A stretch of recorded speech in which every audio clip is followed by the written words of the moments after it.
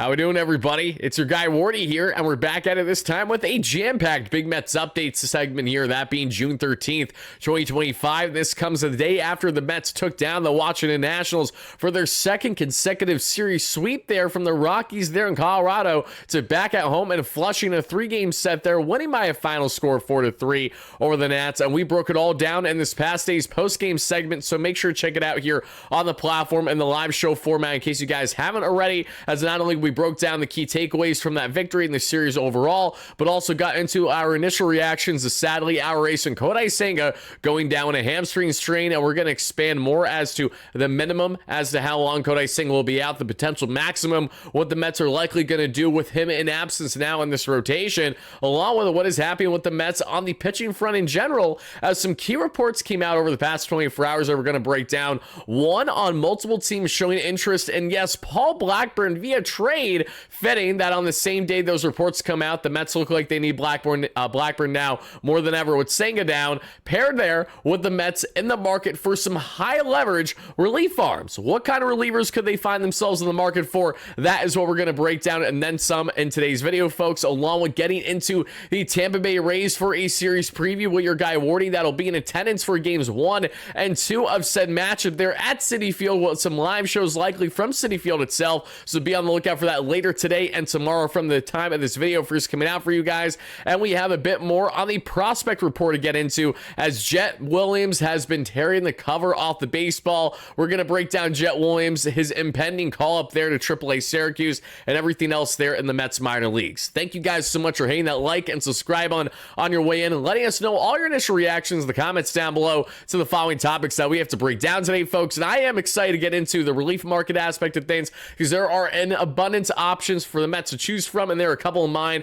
that I'm sure Stearns already has on his calendar for one reason or another here, folks. But before we get into it, let's first shout out our amazing sponsor at SeatGeek, because in case you guys don't know SeatGeek has you covered on the ticketing front with over 70,000 active events to choose from, making them the number one rated ticketing app in the game today for a reason. SeatGeek has you covered, whether it's for Mets tickets, concert show tickets, comedy show tickets, you name it. As someone who's been utilizing SeatGeek well before they became a channel-wide sponsor here on the platform, I can tell you what I love so much about SeatGeek and what has separated themselves from the rest of my humble opinion is what you guys see here, and that is their grading scale system for their tickets that you look to purchase. It goes from a scale of 1 to 10 and a color coordination of red to green, meaning if it's in the 1 through 5 range in the red, then it's probably not a good bang for your buck. You're probably spending more than you otherwise should, and you should seek tickets elsewhere there in the SeatGeek app. Whereas if you're more in the 7 through 10 range in the green that you just saw a second ago, those are good prices, those are good bang for your buck, and you should seek them there in the SeatGeek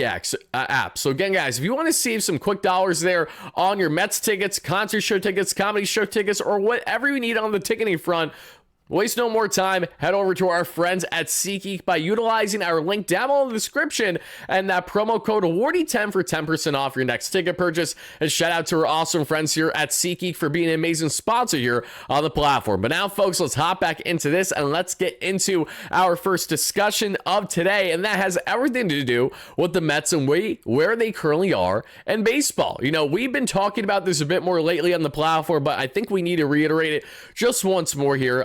For obvious reasons, and that is what is happening with the standings, because I know it's early, but the Mets are comfortably right now in first place, 5.5 games at least up on the Philadelphia Phillies right now, or at 5 to 5.5 at least, because I think the Phillies won this past night. They're first currently in the NL East, whereas the Chicago Cubs, who have been on a heater thanks to guys like sadly Pete Armstrong and Kyle Tucker, they've been on a roll there, and their 42 wins on the season have them in first out of the Central. And out of the West, as a surprise to absolutely nobody, is the LA Dodgers, who the Mets currently have the season series on, one more victory than the other. As we look at the wild card, the San Francisco Giants are at 40-29.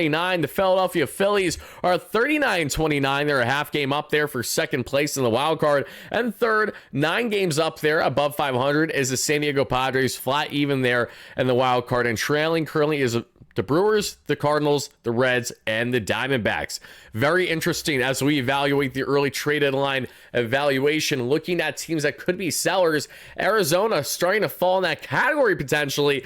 I don't think that that's ultimately going to be the case, but it's a fascinating situation to follow, because Arizona has a lot of arms that are on expiring contracts, a lot of key pieces that would bode well for teams like our New York Mets. So all I'm saying is definitely don't be surprised if Arizona is a team that we discuss further here on the platform as we inch closer to the deadline, should they be playing as mediocre and as 500 baseball as they currently are, roughly 5 games out of that third wildcard spot. But now, guys, to get into this, let's begin this discussion today the best way that I think I know how, and that is by getting into here. We have a plethora of topics to break down, but a couple here specifically on the Kodai Senga and Max Kranick front. I think that's a great way, apologies everybody, to begin this conversation, specifically on one, Kodai Senga going down, the further reactions, a couple things we found out. One, Kodai Senga apparently hurt himself on the run versus on the follow through of dropping down from that high reach of that overthrow by Pete Alonso. So for any fan, including myself initially,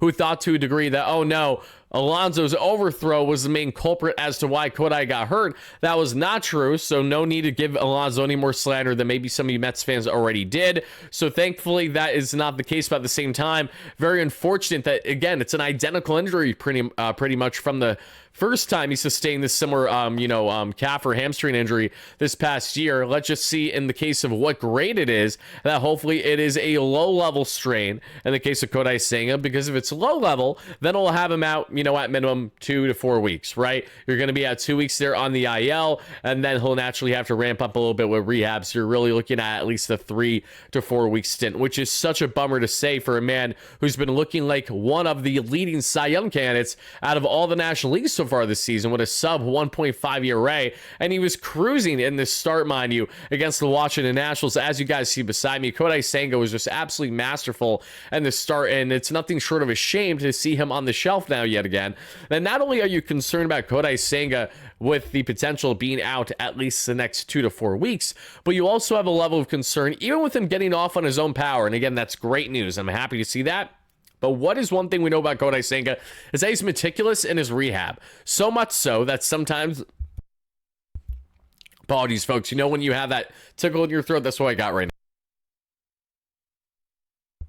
But Senga falls in that category where he's so meticulous on how he goes about his rehab that I think it comes back to bite the Mets a little bit, because instead of it, say, being a 2 to 4 week thing, it ultimately becomes a 4 to 6 week thing because he just needs a little bit extra time for his body. And again, I understand wanting to make sure that he's feeling right, locked in, and ready to get in a groove, because otherwise, if Kodai isn't, then maybe he isn't going to be that ace cobbler starter that he otherwise has been for you this season. But that's the one concern with Kodai. There is just some uncertainty. So we'll await word as to what will be the results of his MRI that he is getting there in New York before the Mets begin their homestand later on this evening against the Tampa Bay Rays. And we will react to that either right away in a separate video on the platform, or we'll break it down on one of our future live shows of a post-game format, a Big Mets updates, or something along those lines. So be on the lookout for it, everybody. But now that Kodai Senga is on at least the injured list for the time being for the next 10 to 15 days, we do know that they have to make a corresponding move. And the corresponding move, as a surprise absolutely nobody in my opinion,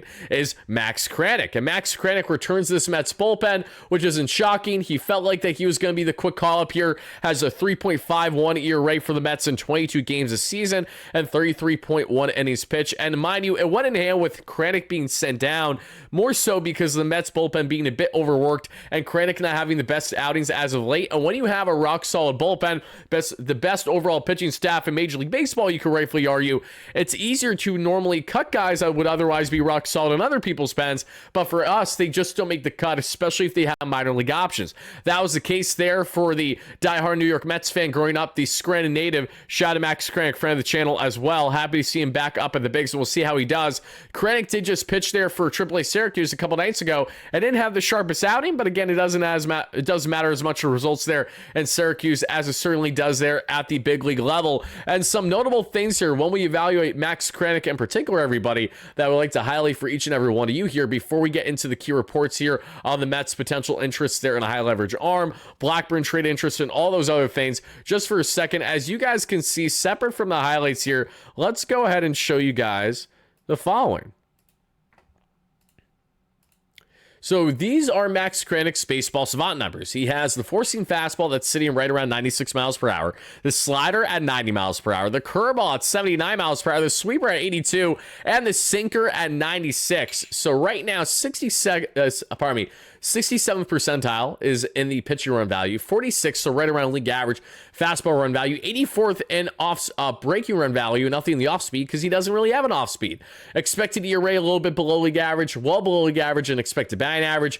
Fastball velocity well above league average in the 72nd percentile, below league average, and average exit velocity gets hit fairly hard. We've seen that. Walk rate though, Kranick has been fantastic in his K to walk ratio that we've seen so far this season, no doubt about that. He doesn't get ground balls at a notoriously high rate. He's been more of that fly ball pitcher that we've seen and striking out guys at a good rate. Again, 23 strikeouts in 22 games and 33 innings. Not terrible, not too shabby whatsoever. And then the 73rd percentile of extension. So a young, exciting arm here for the New York Mets to utilize yet again in Max Kranick. And thankfully, those options on his contract came to play. So we will see how he does now back in the fold for this Mets bullpen going forward, everybody. But now, speaking of bullpens, let's get into the latest reporting and why you likely clicked on this video to a degree. Because you're probably saying to yourself, Wardy, what is going on? What do you mean the Mets have some trade interest in so-and-so? And they do. And they have potential interest in multiple players right now. And I'm sure those players are a lot of guys that you would love to see added to this Mets bullpen, among other things, everybody. So let's start here with the first report, which has everything to do with the Mets seeking reliever help. And this is courtesy that we see of The Athletic, everybody,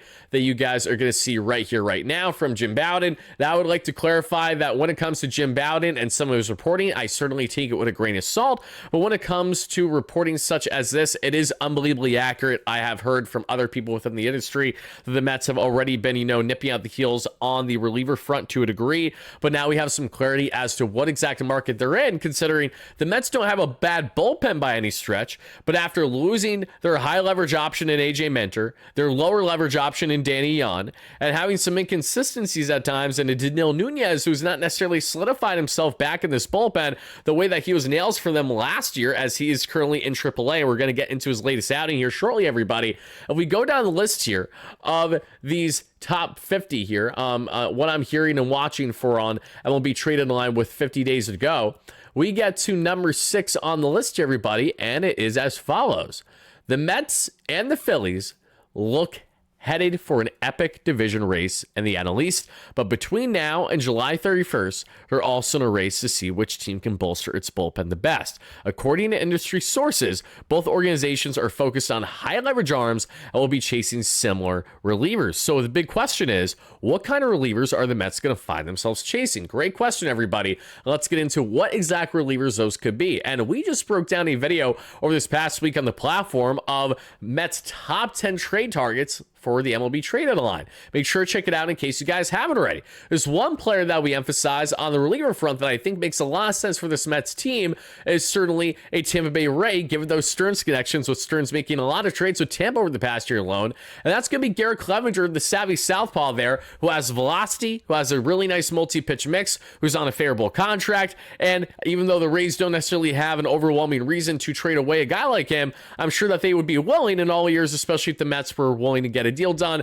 because they're very happy with how Eric Orzi has dominated for those Rays so far this year out of the bullpen, which I know Mets fans, that might pain you here after Orzi was batting practice. But again, that's why you don't throw him in the fire, Mendoza, for Christian Stott, not Christian Stott, Christian Scott's start in Pittsburgh back last July or so, if I'm not mistaken. But Clevenger, I like a lot, and I think the Stearns connection with Tampa alone makes sense. I think this as a more high leverage lefty option in general makes a lot of sense. However, this is not as high leverage of an option as I want to emphasize today. Because as much as I like Clevenger, and I really, really do, I think when you look at reliever options for the Mets to consider, he is not, if not number 1 on my list, then towards the top of my list. But one of the reasons as to why he is not the only guy I'm discussing today, or really emphasizing, is because one player that I did not get a chance to discuss because I had him as an honorable mention in my top 10 video is a man that we need to highlight further here, because whether you love him or hate him when it comes to his personality, who he is as a person, when it comes to him as a pitcher, he is still unbelievably dominant. Folks, let's have, yes, you heard this correctly, the Aroldis Chapman discussion, because Aroldis Chapman does make a lot of sense for this Mets team. So much so that especially if the Boston Red Sox are going to be selling at this year's trade deadline, a guy like Chapman to pair with Edwin Diaz just very well could be one of the best, if not the best, lethal 1-2 punch to set up among bullpens in all of the National League. Because again, the Mets already have one of the better bullpens in all of the National League as is, when they just have so many guys that make things happen, including the latest there and their latest pickup there. And, why am I butchering on his name there? On, Garza, Justin Garza, right? So, and they have Julian Merriweather waiting in the wings too. He might be productive for them. You never know, because David Stearns is very smart like that. But as we get away here from the highlights for a second, everybody, let's hop over here and let's take a look at the flame-throwing southpaw himself. Because I understand, again, I completely get it. For the Mets fans that are saying, Wardy, I want nothing to do with Aroldis Chapman. Not only is Chapman, a guy that on the domestic level, there's enough controversy and enough uncomfortability to say, I don't want that guy a part of the squad whatsoever. And I completely understand that. And I also see the group of fans, and I also got to emphasize, guys, the Chapman numbers might be off by like a game or two just because I did that graphic 3 days ago. Just an FYI, it should not be drastically different from his numbers at all, though, because he literally just shut it down and concluded the save in this past night at the time of this video coming out. So if anything, the numbers are even better than what they are right down there through those 28 games at least. But getting back to Chapman, everybody, regardless of the controversies when it comes to the domestic disputes, as well as him maybe getting a little too comfortable with his mom or his grandma on the couch, if you know, I'm not going to bring up the video, but you guys know what I'm talking about probably. Pushing that nonsense aside, when it comes to Aroldis Chapman, the pitcher, handling high leverage, he is as good as it gets and as dominant as it gets, especially as a southpaw option. Chapman is at the young age of 37 on a 1 year, just under $11 million contract. And in 28 games and 26 innings pitched at the time of this graphic being made over the past 3 days, he has a 2.5 expected ERA, a 1.73 ERA, a 2.49 FIP, a 2.52 SI ERA, a sub 1 WHIP, 34 strikeouts, just under 12 K per nine, so with 3 walks per nine. It has gotten better since then, mind you. The K to walk ratio, the walk rate is the best that it has been for Aroldis Chapman over this much of a sample size since, 2017 with the New York Yankees. That is how long it's been since Chapman has been this good. Velocity-wise, he's elite yet again, sitting 98 plus on the gun, easily touching 100 plus on the gun. The Chapman highlights that you see beside me are from the 2024 season with the Pirates. And in case you're wondering, Wardy, why are you showing the Pirates highlights of Chapman and not the Red Sox? Well, for one, the Red Sox highlights are a little harder to come by right now because it's mid-season. Secondly, Chapman with the Pirates has a connection with the Mets. And that was really the part of the transition for the conversation here regarding Aroldis Chapman. Because not only are the Mets in the market for a high leverage arm where Chapman checks off pretty much every box and then some that the Mets would be looking for right now as a dominant lefty that throws absolute gas, has even better upside than AJ Minter, you're telling me. And that you could add him on a 1 year deal there from the Boston Red Sox where you just eat the majority of that salary and hopefully you don't have to give up too much of an arm and a leg for a rental. I think that's definitely possible. But then you add in the Pittsburgh Pirates aspect because Aroldis Chapman signed a $10+ million deal with the Pirates a year ago. That was $2 million or so more than what the New York Mets offered Aroldis Chapman entering the 2024 season. If you guys do not recall, yes, David Stearns becoming Pobo for the first time for the Mets, one of the biggest offseason moves he was trying to make under that first offseason on the bullpen front was Aroldis Chapman as the setup man for Edwin Diaz. It did not happen then, but it does not mean that it cannot happen a year plus now, because Aroldis Chapman is looking unbelievably good, jaw-droppingly good so far this season. And as we take a look, guys, at his baseball savant numbers, just, again, prepare yourself for the greatness that is this. This is just stupid, guys. Again, a four-seam fastball that's roughly 99 miles per hour, a sinker that averages 100 miles per hour, while he throws it 28% of the time, 87 miles per hour on the slider, and 92 on the split. It just is stupid. 84th percentile in pitching run value, 81st in fastball run value, breaking run value, 70th percentile,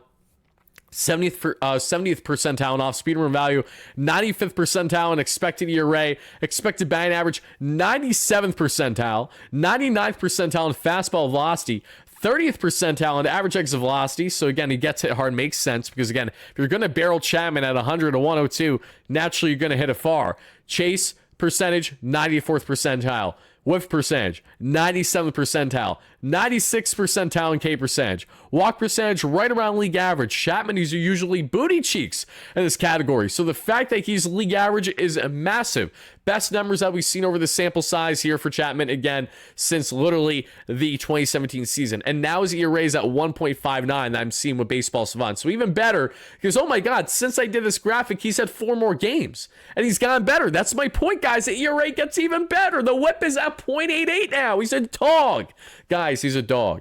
And I know it has a sour taste in my mouth, the thought of Aroldis Chapman being a Met. But wait, there's more, because it makes even more sense as to why he should be a Met. 97th percentile there in extension. All right, so Aroldis Chapman, why does he make sense? Well, high leverage. Aroldis Chapman, that's all the man knows. His entire career has pretty much been dominating at high leverage spots, high leverage situations, including World Series championships, in which he's won multiple. So when it comes to Chapman, not only the run that he had there with the Chicago Cubs in 2016, but as well as the Texas Rangers just a couple seasons ago, this is a man that is a lethal weapon that we know that if he's added to this Mets bullpen, could do disastrously good things for this New York Mets team. And we also know that when it comes to Chapman against lefties in particular, he kills him. Like, he legit kills him. It is insane how good he is, especially in his lefty-lefty matchups, everybody. So Aroldis Chapman, when we talk a bit more on him, why does he make most sense for this Mets team? Well, I think the main reason why he makes most sense is not just where he's at in his career, but what his career has to say to this point. Chapman is in a very similar category to David Robertson in the sense that these are guys that are aging like a fine wine. Speaking of David Robertson, I would love for the Mets to go out and sign him if he's staying active, but I have no clue if he's staying active now. I initially heard some rumblings that he was heading into the season, but I haven't heard much yet. If Robertson is willing to sign with the Mets to return to Queens for the first time since 2023 and be a high leverage arm for them for the second half, I would be ecstatic, because Robertson was literally one of the best relievers in baseball last year at the age of 39. Now around the age of 40, we'll see what happens. But Chapman not far behind at the age of 37. Again, an absolute bulldog, absolute flamethrower, has so much gas still. Again, he was hitting like 105 again this season. He just doesn't make any sense whatsoever, but he would make endless sense for this Mets team to pair back with some former New York Yankees there in Clay Holmes, as well as their Carlos Mendoza, Desi Drewskull, guys that he has familiarity with during the Yankees coaching staff during his time there. And obviously the Mets sought him out in the past for a reason just over a year ago, so wouldn't at all be shocking if he is towards the top of the list of a target that the Mets have in mind right now. And I'm sure we will hear more on the Chapman front, as I'm sure it'll be the case there with others very, very soon, guys. But now, not only do we have to talk about guys like Aroldis Chapman, because again, Chapman, I think, makes endless sense for this team when you look at his dominant success with the New York Yankees over pretty much like a north of a decade span, winning multiple World Series championships, understanding deep playoff runs every single season. Again, the only box that Chapman doesn't check off too well is the off-the-field antics. That is the biggest thing with Chapman, unfortunately. But if you look at him for the player that he is and for what the Mets are prioritizing, the Mets showed interest in him in the past. So I'm going to go on a limb and say they're probably doing it again. They probably might be doing it so much so to the degree that they're actually going to land this guy. But as I said, if it's not going to be a guy and say Aroldis Chapman, who else could it be, everybody? Because there are some other pitchers that come to mind. So I'm just going to float them out there. We will have greater discussions on them in the future, because I really think Chapman is one of the best options for the Mets to consider on the reliever front. And knowing that they're going after high leverage guys specifically, again, I think he checks off more boxes than most out there right now. But when healthy, Felix Bautista for the Baltimore Orioles would be a fantastic addition there as a nice setup man there with Edwin Diaz. But Chapman as a flamethrowing lefty to the flamethrowing righty Edwin, oh my God. I mean, just the thought of it's kind of disgustingly good. Is it not, guys? It really feels like it's disgustingly good. Ryan Helsley is the obvious one there from the St. Louis Cardinals. Absolute stud of a reliever. And Pete Fairbanks of the Tampa Bay Rays. There are plenty other arms out there, but those are just more of the notable ones. Even David Bednar, to a degree for the Pittsburgh Pirates, that we may or may not have talked about in a recent trade video, so you have to go and watch it to see and find out. I think Bednar would make a lot of sense for the Mets too if they went down that route there with his contract. And again, guys, there are an abundance of arms for the Mets to choose from, but we still have to wait and see who is officially selling, who is officially buying at the deadline, because we're still a ways away from finding out what exactly that is going to be for each team out of the National and American League. But now, guys, going on from talking about Aroldis Chapman and the Mets actually in the market to buy big and actually buy some big-time relievers, high leverage relievers, I should say, folks. Now let's get into the trade interest this time regarding, yes, Paul Blackburn. Because I know you might be saying to yourself, Wardy, what are we talking about now? What do you mean people want Paul Blackburn? Yeah, believe it or not, there is a trade market for Paul Blackburn, everybody. And these reports are courtesy of Joel Sherman of the New York Post, as you guys can see right here. With the Mets nearing a rotation logjam, mind you, this was prior to the Kodai Senga injury, so some clear context is important.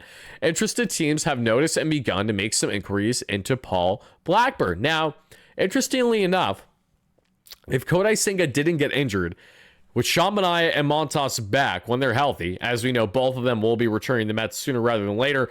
Montas has at minimum one more rehab. Manaea has a couple more at least before we go forward there for them to get ramped up to the starter workload then for the major league level again, which I'm looking forward to. But the Mets are one fully healthy at full strength, 8 starters that they can utilize. And, you know, you can never have enough pitching. And this past day's injury to Kodai Senga is a prime example of exactly that. Very fitting that this article came out hours before. It was like the perfect jinx by Joel, sadly.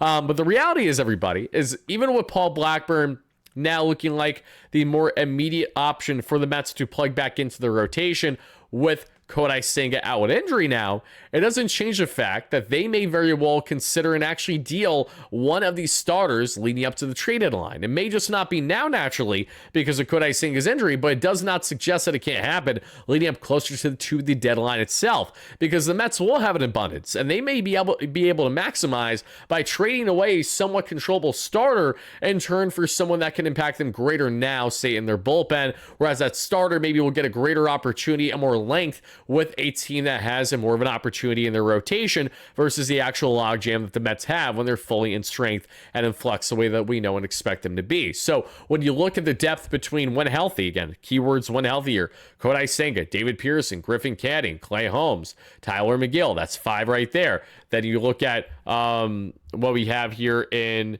did I say David Pearson already? I probably did. Frankie Montas, Sean Manaea. Again, I'm probably not mathing this properly. I think I'm missing at least one guy outside of Paul Blackburn. But nonetheless, the point is that the Mets have an abundance of options there. And that's not even including Noel McLean dominating in AAA right now, knocking on the doors to get his season debut up and started.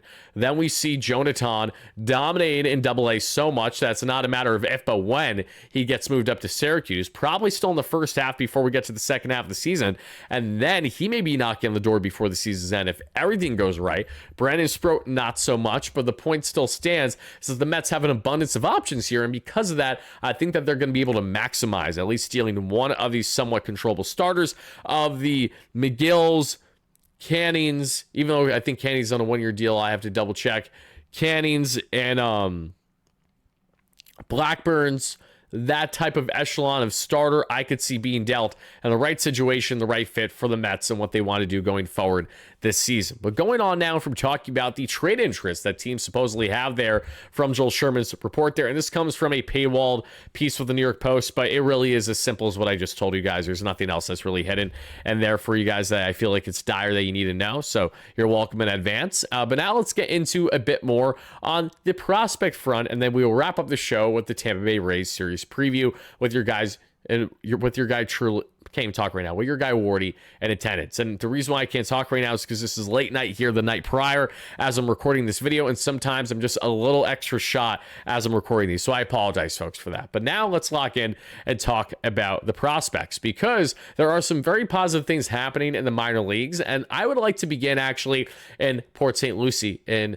there with the Mets, because the Port St. Lucie Mets are 32-27, something that you don't really see too often for the St. Lucie Mets, the low A squad. They usually are abysmal, but not this season. And while they did lose in their latest game in a fashion of a 6-4 defeat, they did have some key contributions offensively from Colin Houck, who went 1 for 4 at shortstop with an RBI, now at a 739 OPS on the year. Saw Service there at DH, 2 for 5 with a 264 average and 783 OPS. And then pitching wise, didn't really love what I saw there. So now let's head to Brooklyn Cyclones, everybody, first, before we get to the Realm of Ponies. Cyclones in High A lost their latest game to the Taurus 7-2, but they are 41-19. They've been dominant all season long. They were due for a clunker every once in a while. Boston Barrow went 1 for 4 at DH with his 8th double of the season there, batting and leadoff with a just under 600 OPS. We saw Jesus Baez rip a bomb. Baez has looked fantastic. 261 average, 764 OPS. We also saw Eli Serrano, the third, rip his 6th home run of the year as well. They went back-to-back in this one, funny enough. Both have 6 home runs on the season. 2 for 4 game with an RBI. 243 average, 808 OPS there for the corner outfielder for the Mets in this one. Marco Vargas 1 for 3. And on the pitching end, Dome went 3.2 innings of 4 run but 0 earned run ball. 3 walks, 4 strikeouts, flat 2 ERA there on the season, and that's all she wrote. So as we now get to the AA level, we have the Remo Ponies winning in a dominant fashion.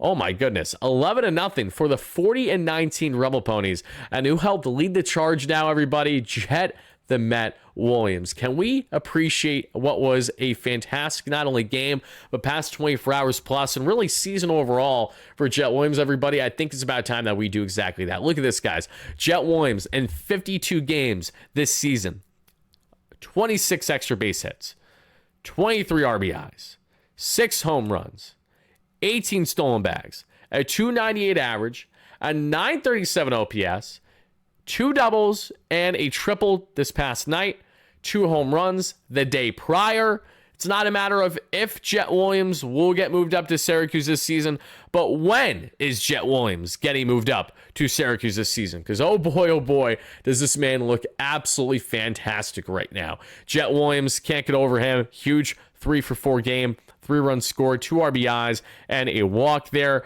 Love to see it. Nick Morabito, 3 for 5 game for Morabito. Love to see that too. His 16th double of the year there. 2 runs scored, 3 RBIs, 286 average, 773 OPS for the center fielder. Huge Morabito fan. Love to see him thrive.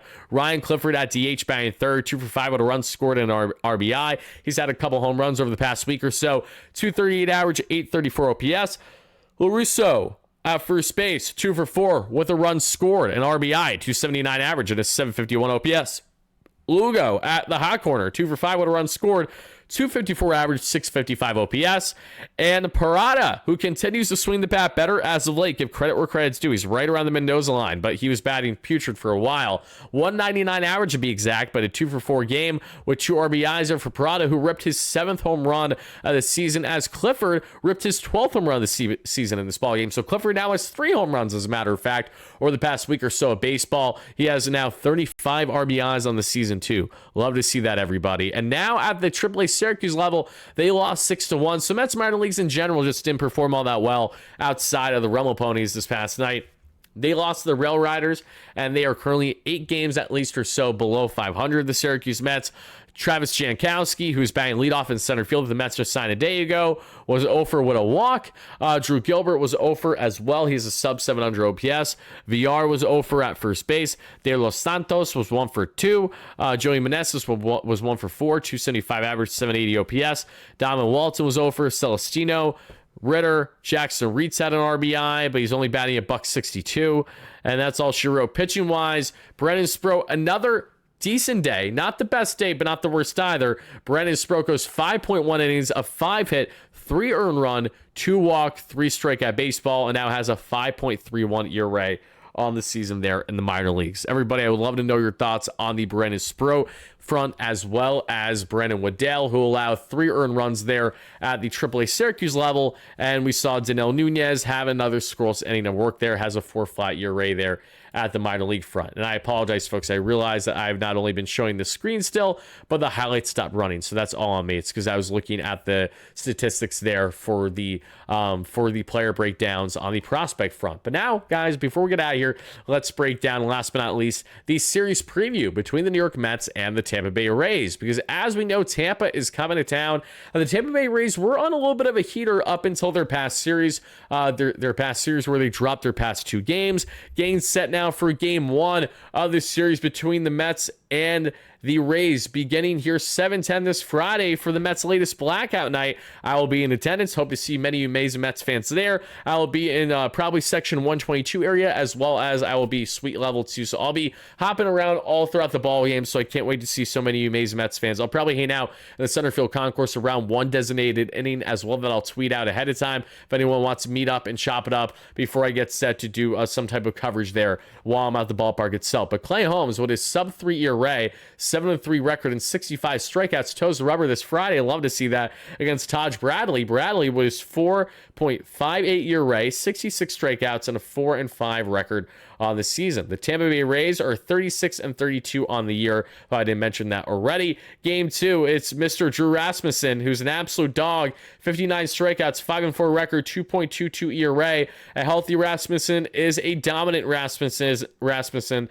And I'm happy to see this man healthy. I just hate the fact that the Mets have to deal with him. That's always a problem. He's so good when he's right. He really is. Rasmussen with a 2.22 ERA facing off against Tyler McGill, 3.76 ERA. 84 strikeouts, 5-4 record there on the season. And for the series finale, 140, and I will be at the game 2 there for Saturday. So see you guys there, everybody. We have Shane Baz and his just under 5 ERA. He's going to be good. He just hasn't fully got there yet. And his 5-3 record with 65 strikeouts faces Griffin Canning with his 6-2 record and 61 strikeouts, folks. So this is another series where, listen, the Mets are 45-24. They have the best record in baseball.